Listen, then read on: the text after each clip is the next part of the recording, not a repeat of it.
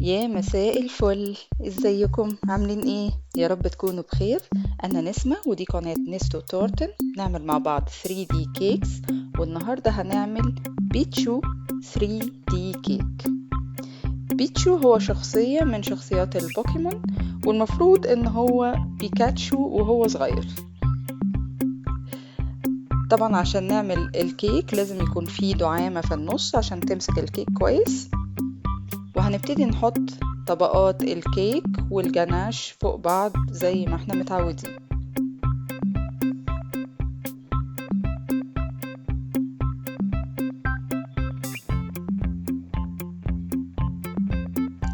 انا عملت في النص قاعدة صغيرة، دي اللي هيكون فوقيها راس بيتشو، واللي تحت القاعدة ده جسمه.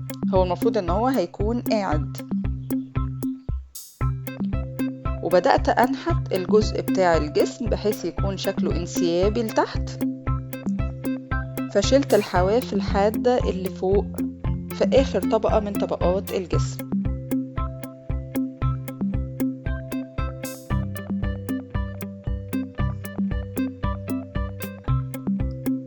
وأي حواف حادة في الطبقات اللي تحت برضو شلتها. وعملت نفس الكلام في الراس عشان أخلي شكلها مدور. شلت الحواف الحادة في أول طبقة كيك من تحت، وأي حواف حادة في الطبقات اللي فوق عشان يكون شكلها مدور. وبعدين حطيت أول طبقة من طبقات الجناش على الكيك كله اللي هي الكرامب كوت،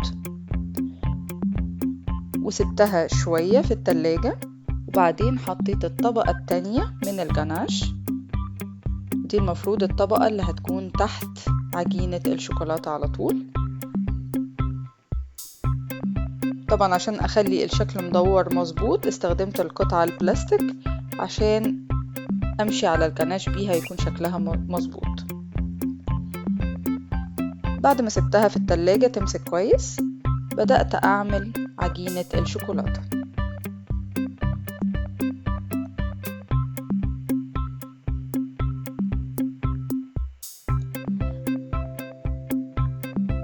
طبعا كل الحواف أو الحروف اللي باينة أنا هدمجها كويس بعد كده بالتول بتاعتي. ودي ميزة في عجينة الشوكولاتة إن هي بتندمج بسهولة وأحسن كتير من عجينة السكر.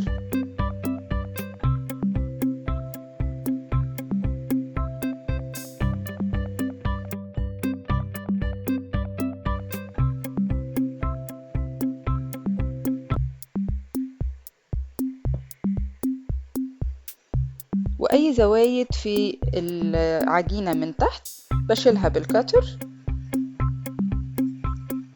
وبعدين أظبطها بالتول.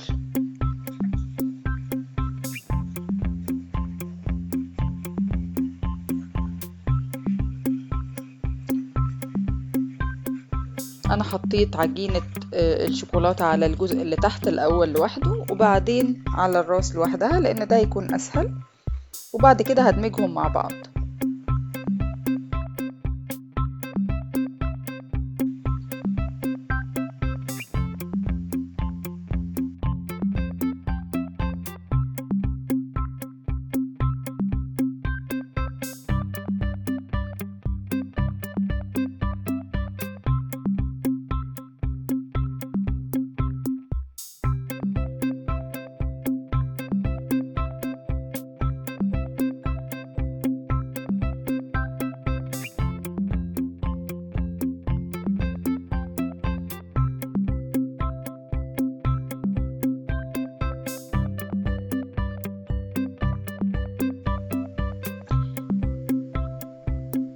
طبعا حتى لو في أجزاء لسه محتاجة عجينة شوكولاتة تاني ممكن نزود حتة عجينة وندمجها بالتول مرة تانية.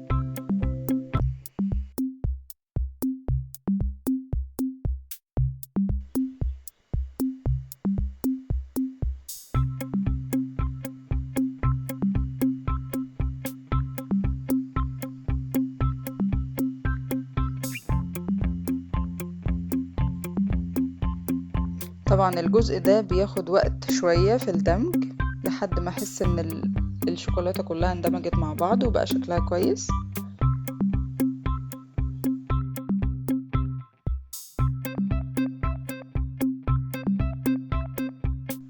وبعدين بدأت أعمل ودن بيتشو على شكل مثلث، ورجليه من عجينة شوكولاتة عملتها بإيدي، وبدأت أعمل فيها شكل الصوابع بالكتر وبعدين بالطول عشان تبقى أوسعها شوية عن بعض.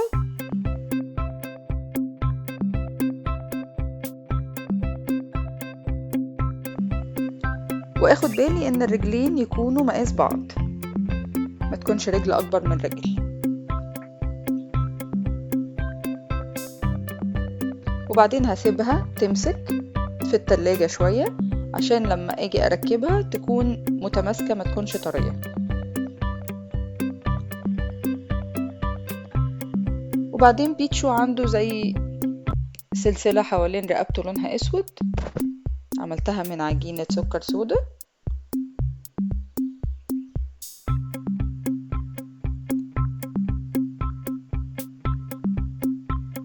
وبعدين عملت له العين،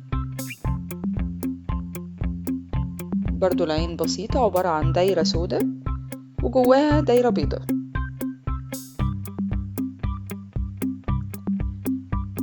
وودان بيتشو بيكون ليها شكل مثلث، وفي المثلث بيكون الأطراف بتاعة المثلث لونها أسود.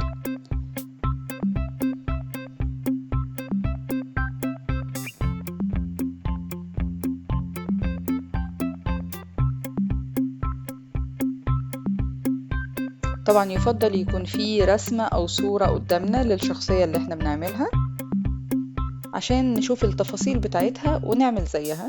أنا كان قدامي صورة بيتشو من على الإنترنت وعملت كل التفاصيل اللي شفتها في الصورة.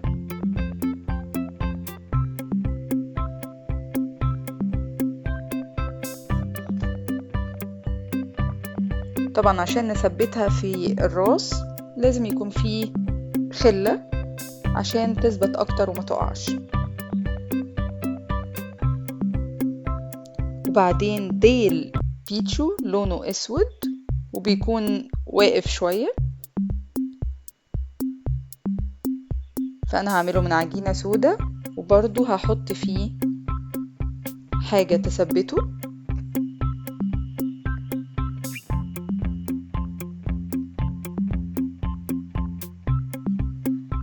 طبعا الديل أطول شوية فأنا محتاجة حاجة أطول من خلة السنان، فأنا استخدمت شاليمو وسبتها برضو تنشف في التلاجة شوية.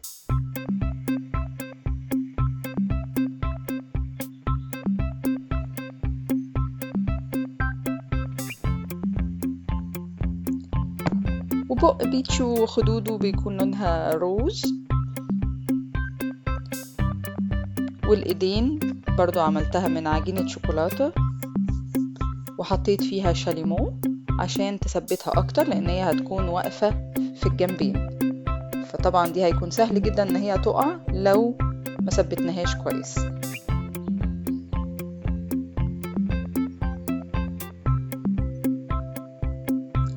وركبت الرجلين والديل والودان والايدين طبعا،